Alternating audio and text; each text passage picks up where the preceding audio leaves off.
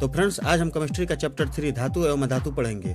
और फ्रेंड्स इस चैनल पर चैप्टर 1 का 2 सेट है, सेट 1 और सेट 2, जो कि उसमें भी 30-30 ऑब्जेक्टिव आपको देखने को मिलेंगे, जो कि बोर्ड एग्जाम के लिए बेहद ही महत्वपूर्ण है। और चैप्टर 2 भी उपलब्ध है। बस आप लोगों को अपनी पढ़ाई सुचारू रूप से स्टार्ट रखनी है, ताकि आने वाले बोर्ड एग्जाम में कहीं आप पीछे न रह जाएं। फ्रेंड्स हमारी भी इच्छा है कि आप बोर्ड एग्जाम में 80% से लेकर के और 90% तक नंबर आप लाए, इसलिए हम सभी विषय के चैप्टर से यानी कि चैप्टर वाइज तैयारी करा रहे हैं। आपको भी कोशिश करना है कि बोर्ड एग्जाम में आप 80% से लेकर के 90% तक नंबर आप लाएं, और बहुत जल्द अब इसी चैनल पर सेट भी उपलब्ध होने वाला है। तो चलिए फ्रेंड्स हम शुरू करते हैं इस वीडियो को, लेकिन उससे पहले फ्रेंड्स इस वीडियो के लिए एक लाइक जरूर कर दें और साथ ही चैनल को। क्वेश्चन नंबर 1 है, निम्नलिखित में से कौन अधातु है। सवाल है कि निम्नलिखित में से कौन अधातु है। इसका सही जवाब होगा फ्रेंड्स ऑप्शन ए कार्बन, यानी कि ये 4 ऑप्शन में से कार्बन जो है ये एक अधातु है।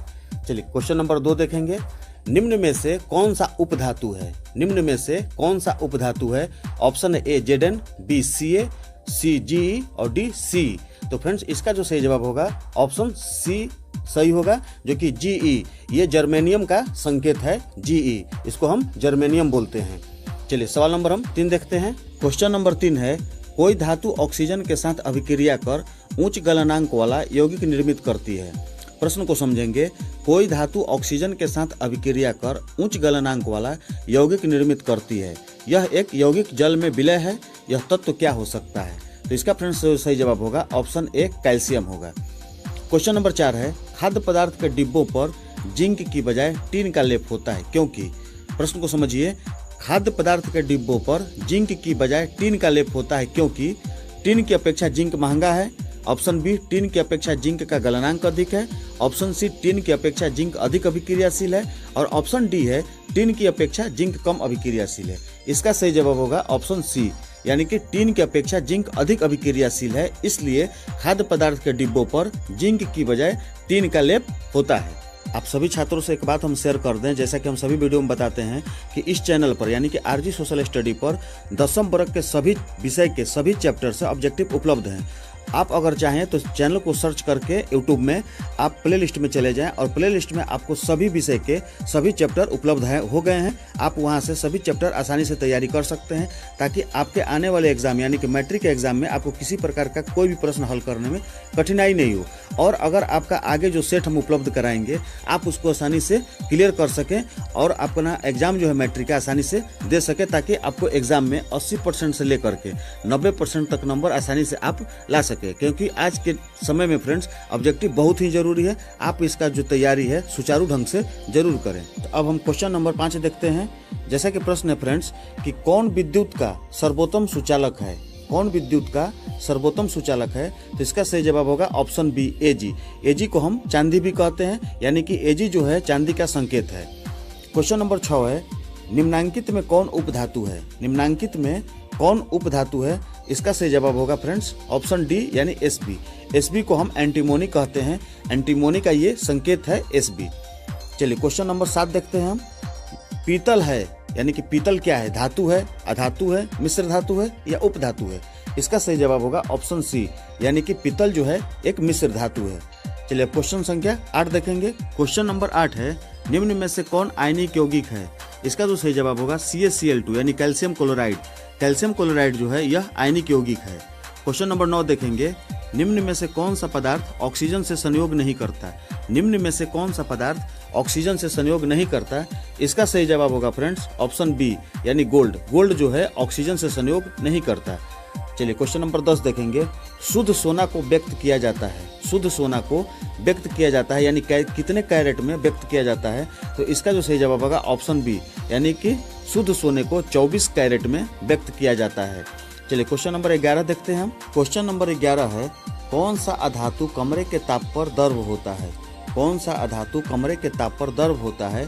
इसका जो सही जवाब होगा ब्रोमीन, यानी कि ब्रोमीन जो है ये कमरे के ताप पर द्रव होता है। चलिए अब क्वेश्चन नंबर हम 12 देखते हैं। क्वेश्चन नंबर 12 है, सीसा और टिन की मिश्र धातु को कहते हैं। सीसा और टिन की मिश्र धातु को कहते हैं। तो इसका सही जवाब होगा ऑप्शन ए सोल्डर, यानी कि सीसा और टिन की मिश्र धातु को हम सोल्डर कहते हैं। क्वेश्चन नंबर 13 है, निम्नलिखित में से किसे चाकू से काटा जा सकता है? ऑप्शन है A lithium, B calcium, C copper और डी आयरन। इसका सही जवाब होगा ए लिथियम, यानी कि लिथियम को हम चाकू से काट सकते हैं। क्वेश्चन नंबर 14 है, निम्नलिखित में से कौन अधिक अभिक्रियाशील है? फ्रेंड्स, हम इसको समझाने की कोशिश कर रहे हैं, इस ऑब्जेक्टिव को थोड़ा सा आप समझने की कोशिश कीजिएगा। जैसा कि प्रश्न कह रहा है कि निम्नलिखित में से कौन अधिक अभिक्रियाशील है। ये 4 ऑप्शन दिया हुआ है, Cu, Hg, Ag और Au।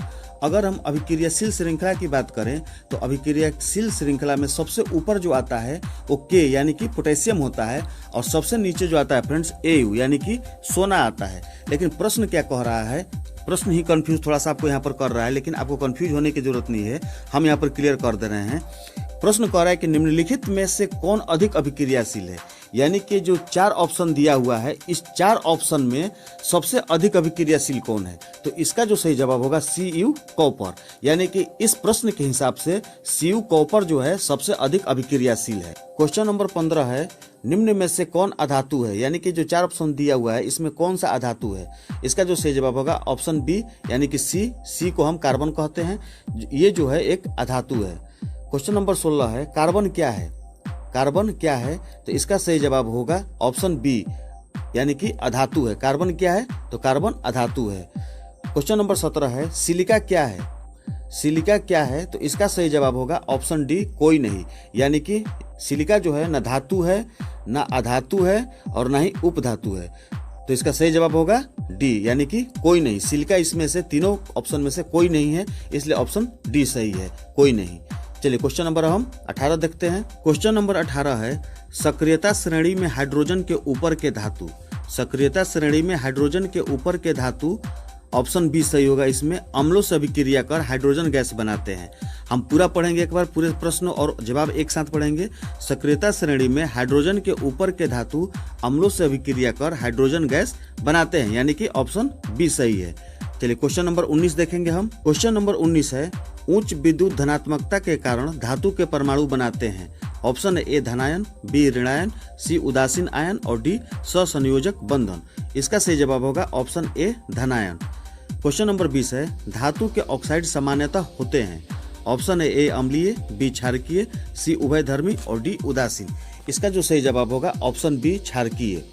क्वेश्चन नंबर 21 है, अयस्क से चुंबकीय अशुद्धियों को दूर करने के लिए जो विधि प्रयुक्त की जाती है वह है।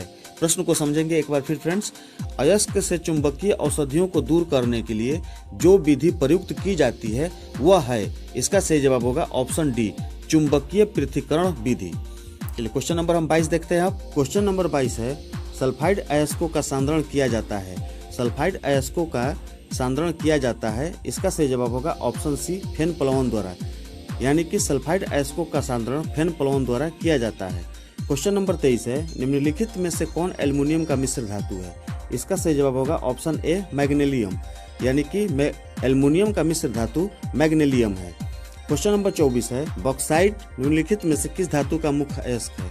बॉक्साइट निम्नलिखित में से किस धातु का मुख्य अयस्क है? इसका सही जवाब होगा एल्युमिनियम, यानी ऑप्शन डी सही है। क्वेश्चन नंबर 25 देखेंगे।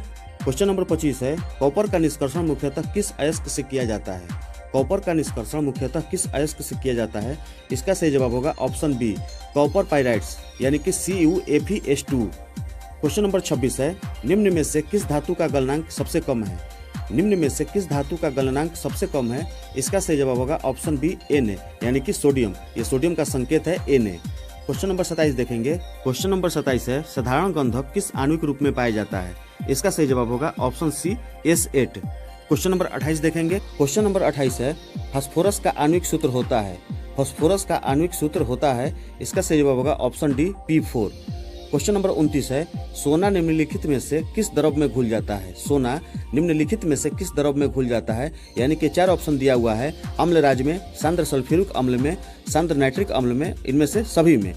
इन 4 ऑप्शन में से सोना जो है किस द्रव में घुल जाता है? इसका सही जवाब होगा ऑप्शन ए, अम्ल राज में। क्वेश्चन नंबर 30 देखेंगे। क्वेश्चन नंबर 30 है, अमलगम एक मिश्र धातु है जिसमें एक धातु हमेशा रहता है। प्रश्न को समझेंगे। अमलगम एक मिश्र धातु है जिसमें एक धातु हमेशा रहता है, इसका सही जवाब होगा ऑप्शन सी, पारा। तो फ्रेंड्स हमें आशा है कि आप ये 30 ऑब्जेक्टिव अच्छे से समझ गए होंगे। आप इसकी तैयारी जम कर कीजिए, तो ताकि फ्रेंड्स आपके आने वाले एग्जाम में किसी प्रकार से एक भी ऑब्जेक्टिव आपका नहीं छूट सके। तो चलिए फ्रेंड्स, इस वीडियो में अभी तक इतना ही। जल्द मिलते हैं नए वीडियो में नए सब्जेक्ट के साथ। तब तक के लिए फ्रेंड्स जय हिंद।